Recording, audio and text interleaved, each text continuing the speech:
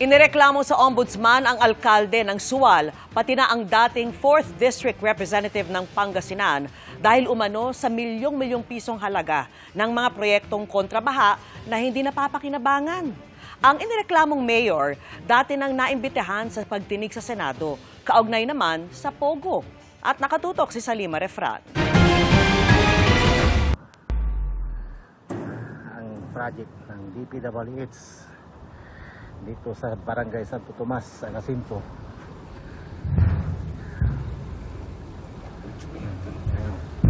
Bagong gawa lang ito, 2024.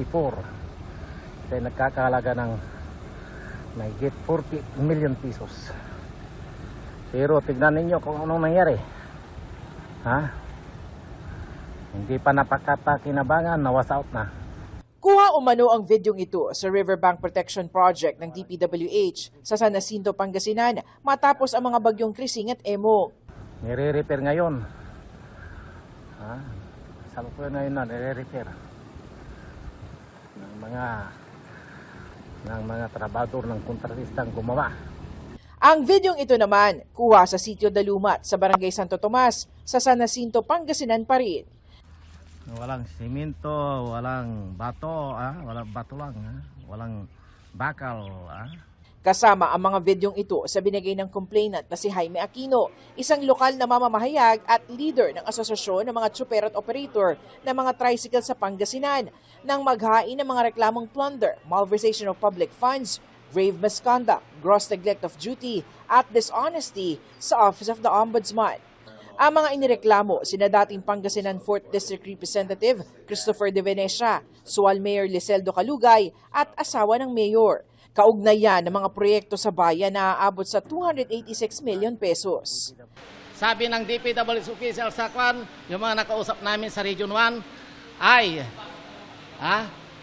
yung kumikolekta daw sabi nila si Congressman De Venecia, si Christopher ng 20% sa lahat ng mga kontratista, sa mga kontrata, mga iba pang kwandoon, hindi lang sa flood control.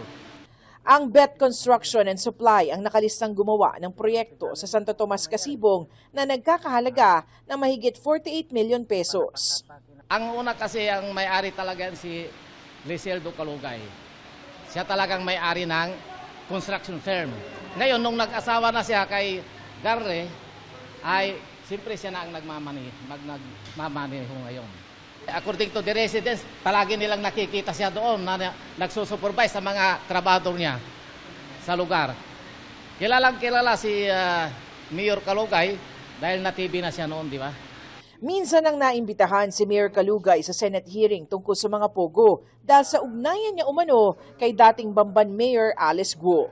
Inireklamo rin ng ilang opisyal ng DPWH Region 1, DPWH Pangasinan 2nd Engineering District at contractors na Zota Trading and Construction at joint venture ng Silver Wolves Construction at Lux Dragon Construction, pati ang private contractor umano ni De Venecia. Marami sa aming membro, palagi silang nababaha. Sa tuwing umuulan ng bumabagyo ay naliligo yung kanilang mga alagang baka, alagang hayop, pati yung kanilang bahay. Pinabayaan ito. Ang Office of the Ombudsman isasalang muna sa evaluation ng reklamo.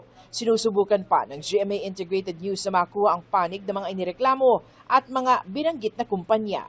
Para sa GMA Integrated News, Salima Refrat, nakatutok 24 oras.